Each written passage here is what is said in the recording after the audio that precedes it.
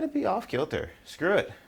Everyone will be like, wow, Mojo, you're so avant-garde. This is the manly side note. Okay, I just want to step aside for a minute. You can come here. We can be friends. We can be buddies. I can explain things to you in detail. Now, in manliness as a whole, there is a gay carve-out. What? Okay? There's a gay gap, a gay chasm. Okay? This thing is like the uncanny valley of gayness, the ungaying valley of manliness, actually. This thing is like the ungaying valley of manliness. Are you sure about that? Is ungaying even what I'm trying? What am I? As a child, you get a lot of leeway for not being manly. Obviously, no one's expecting a child to be a man. But as you get older, you get stronger, you get smarter, you get more capable of things, you get more useful, you get more respected, right? You gain manliness as you're aging up, as you're growing up. So naturally you start mimicking men, right? You start mimicking the strong ones, the smart ones, the capable ones, the rich ones, the good ones, the respected ones. You start mimicking them as a way to build up your own manliness. And that's a very normal thing to do as a child. And once you get a certain level of manliness, you want to start testing your place in the community through rebellion, because rebellion is a really easy way to see if people respect you, if people put up with you, if people tolerate you. I don't know if tolerating is particularly manly, but if people will like respect you as a man, if you do a little bit of rebellion, a little bit of pushback, a little bit of like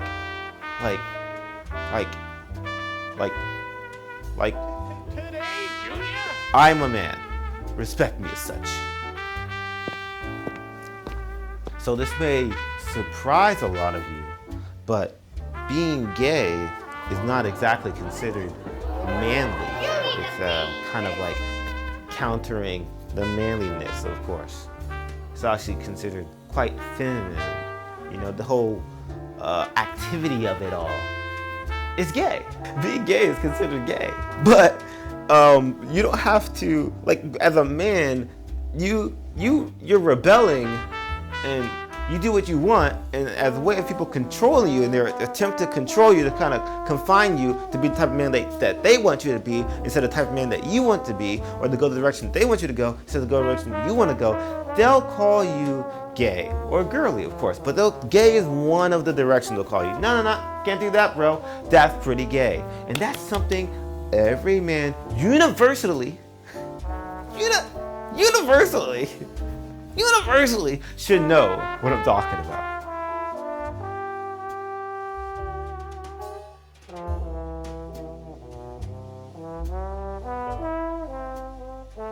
They're trying to stop me, but they won't stop me. I will get this out if it takes everything I got. I don't care if this mic keeps dying. It's happening. It's coming out right now, okay? We're doing it. We're pushing through. And this is what it's about. This is manliness right here. This is what it means to be a man. Is that even though there's things in front of you, you're like fighting, you're struggling, you're getting it done. And that's what I want to talk about today. Because one of the odd things about being a man, one of the odd things about being a man, about being manly, is that when you're a child, you're not manly.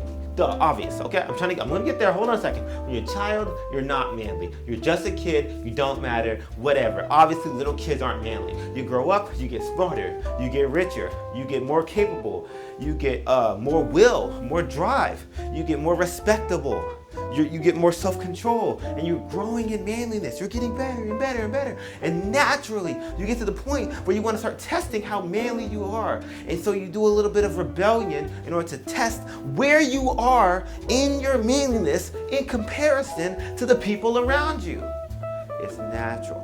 It's a normal state of being. I'm a man, you're a man, let's wrestle. just to find out, am I, how strong am I? I'm a man, you're a man, let's debate something. We're gonna find out where I am. I'm a man, you're a man. Let me say something edgy, just to find out if in this community I'm respected enough to say this stuff. Okay, you're a man, I'm a man. Let me just not do what you say. I'm just gonna not do it. You said this, I'm just not do it. I'm gonna just do the opposite, whatever. Because I'm just testing it out. Just trying to see how manly I am. And I get it. It's a normal, it's a natural thing. And as you do that, other men, older or younger, or the same age, other men will attempt to control you. And one of the ways they attempt to control you is calling what you do girly. And more specifically, calling what you do gay. That's how they'll control you. We've all experienced this before. It's not a new phenomenon. There's not some sort of weird conglomerate that comes out of nowhere. We all know what I'm talking about here. That crap gay, okay? Human, that's gay. I can't even say it here. I want to say it here. I'm in public. I want to say it here. But you know the clip.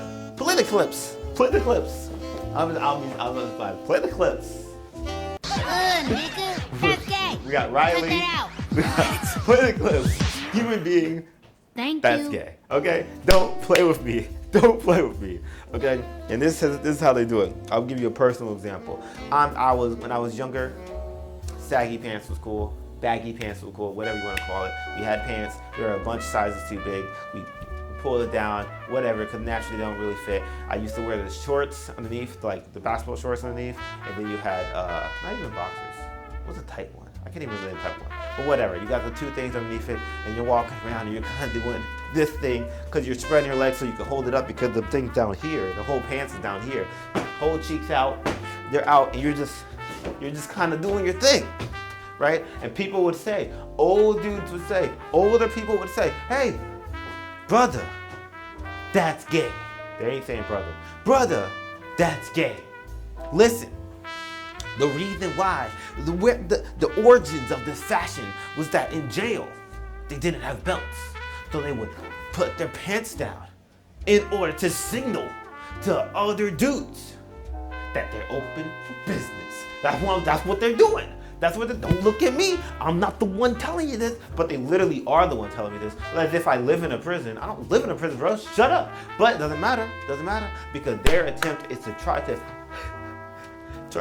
control you, good or bad. I'm not making a judgment of whether it's good or bad. I'm just talking about the tool. They called it gay. And then in the reverse, I got a little older. People got into skinny jeans. I never really got into skinny jeans, but they got into skinny jeans, and it was the same thing. Oh, look, you're so tight. These are so tight. You're showing off your whole derriere. Your whole junk is exposed. Look at how tight that is. Girls wear skinny jeans. Human being, that's gay. And it's an attempt to control you, to try to get you to act the way they want you to act because they want you to be a man. Right, wrong, I don't care. I'm just talking about the tool. But you can be rebellious, and people don't, they fight out, they think it's wrong, but whatever, doesn't matter. You eventually get to this point, right? You get to this point as you're in your journey of manhood. You get to this point where you feel like you're at a cliff top, and then you look out and you see, wait a second, there's more men over there.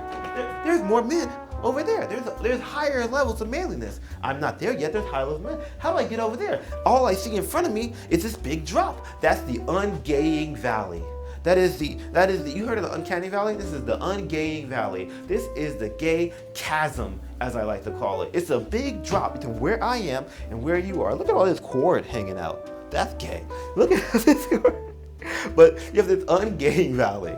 You have this gay chasm that you have to try to go over. And the thing is that those men over there are doing some super gay stuff. That's the way it feels to me. They're the man most of the time. But sometimes I'm like, that jank was really gay. And the thing is that if you're the man, you can do some really gay stuff and get away with it. No one calls it gay. No one says anything. Why? Because you're the man. They might say some stuff behind your back, but that's not manly. They might say some stuff over there. They might have some jokes over here, but they're not manly. It's not manly if you won't say it to my face. That doesn't sound like men behavior. Don't ask me, ask your men. I'm just saying. Prince seems like a really manly dude to me. They can say what they want about Michael Jackson. You ain't saying it around him. You can say what you want. So, as you look at that chasm, it's like, can I do some gay crap and get away with it? Like, if I did that, Would I get it? Would people still think I'm a man, or would they just think, Mojo, you just did some really gay stuff? I'm just saying. So that's the gay chasm, the gay chasm experience right there. So in this manly sand though, I guess I could give you an example of it. So like, there are people in jail, in prisons, and part of the way they show their dominance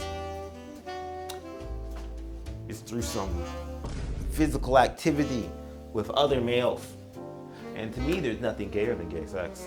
Yet, those individuals, they're doing it to, I guess, assert dominance and control over the scenario by showing off their capabilities.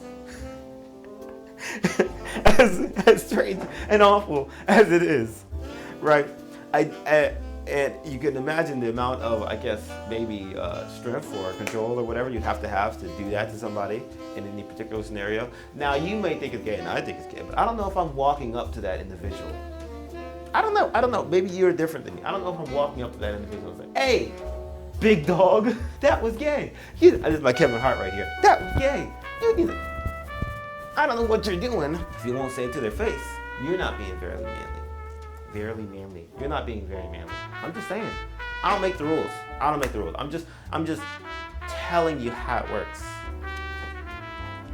So all I'm saying is, if you want to find out how manly you are, do something that's kind of gay. Just see what the response is. Are you still this like respected figurehead of your community, or is it kind of like a demerit on your resume or something? Do something girly. Let's discover it. I mean, honestly, the number of manly men who have worn tutus is surprising.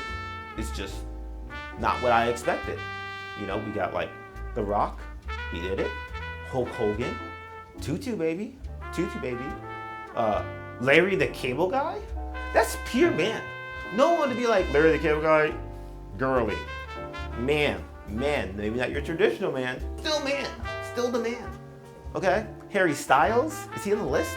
I'm just saying. John Travolta dressed in drag, in fat drag, like he couldn't just put the wig on, he put the fat suit on as well, and still played manly roles after that. Okay, the last Batman was a sparkling vampire before that. Do you understand? If you're the man, you can get away with it. If you're not the man, you ain't getting away with it. But that's up for you to decide. That's just for you to decide.